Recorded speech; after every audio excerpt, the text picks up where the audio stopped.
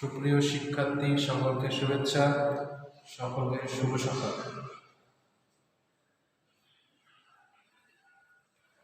তো আজকের ক্লাসে আমরা যেটা করব সেটা হচ্ছে স্টিল লাইফ সম্বন্ধে একটু সাধারণ আলোচনা, এবং সেটা আমাদের আমরা বোর্ডে কিছু দেখানোর চেষ্টা করব। তো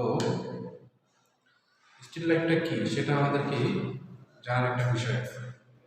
স্টিল লাইফ হলো কোনো কিছু বস্তু বা জীব বা জড়বস্তু হুবহু দেখে দেখে অঙ্কন করাটাই হচ্ছে স্টিল লাইফ। যদি কোনো ধরেন বস্তুর অংশের মধ্যে কোনো ভাঁজ চিহ্ন আছে বা যে একটা সুন্দর সাইন, যেমন ধরেন এইখানে লেখা আছে, এই লেখাটা এই বস্তুটাকে আর্ট করে লেখাটা কীভাবে আছে, কোন শেডে আছে, সেটা একদম হুবহু তৈরি করাটাই হচ্ছে স্টিল লাইফ।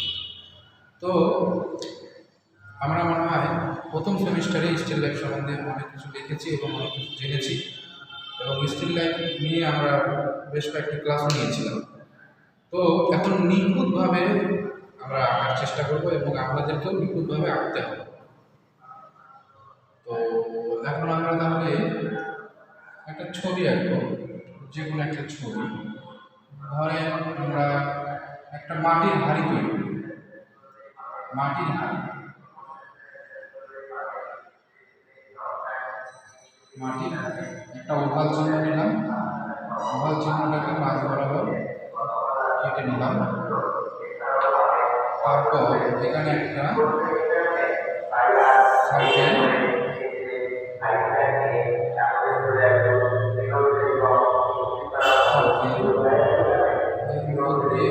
চাঁদা সাইন, উপর দিয়ে চাঁদা সাইন, নিচ দিয়ে এরকম। তারপর এটা একটু ছোট হয়ে গেছে, তাহলে আমরা এটা যদি বড় করে নিই তাহলে হাড়ির শেপটা ঠিক থাকে।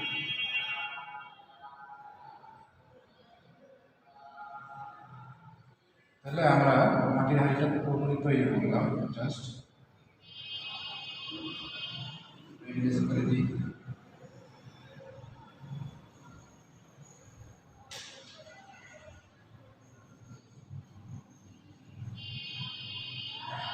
মাটির হাঁড়ি একটা তৈরি করে নিলাম। তো আমার সাথে সাথে আপনারাও একটু ক্লাসটা করার চেষ্টা করেন এবং মাটির হাঁড়িটা তৈরি করার চেষ্টা করেন। দেখেন আমার কাছে কিন্তু একটা মাটির হাঁড়ি আছে, দেখাচ্ছি। দেখেন ওই টাইপের হাঁড়ি এখানে একটা এই টাইপের একটা হাঁড়ি আছে, এই হাঁড়িটাকে দেখে দেখে আমি এখানে করছি। আমার সাথে সাথে আপনারা এই ধরনের একটা হাঁড়ি অ্যাড করার চেষ্টা করেন।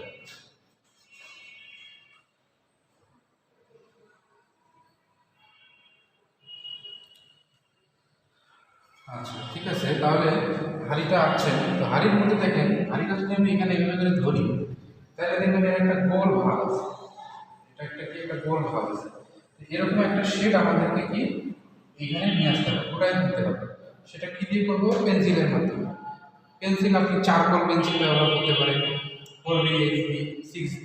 এই পেন্সিলগুলো স্কেচের জন্য খুবই ভালো একটা পেন্সিল। তো এই পেন্সিলগুলো আপনারা স্কেচের জন্য ব্যবহার করতে পারেন।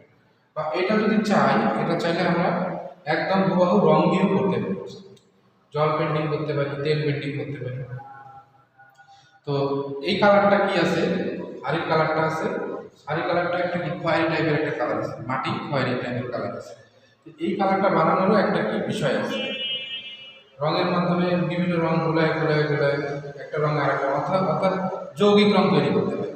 একটার সাথে একটা এভাবে যৌগিক রং তৈরি করার মাধ্যমে এই কালারটা আমাদের আসবে।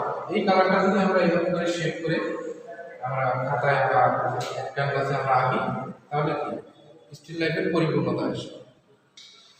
তাহলে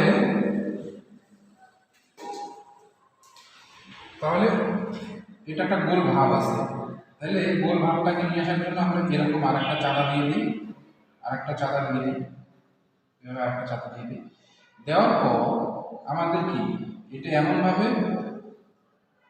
একটা শেডটা করতে হবে যাতে বোঝা যায় যে এটা আসলেই এটা একটা গোলত্ব ভাব আছে।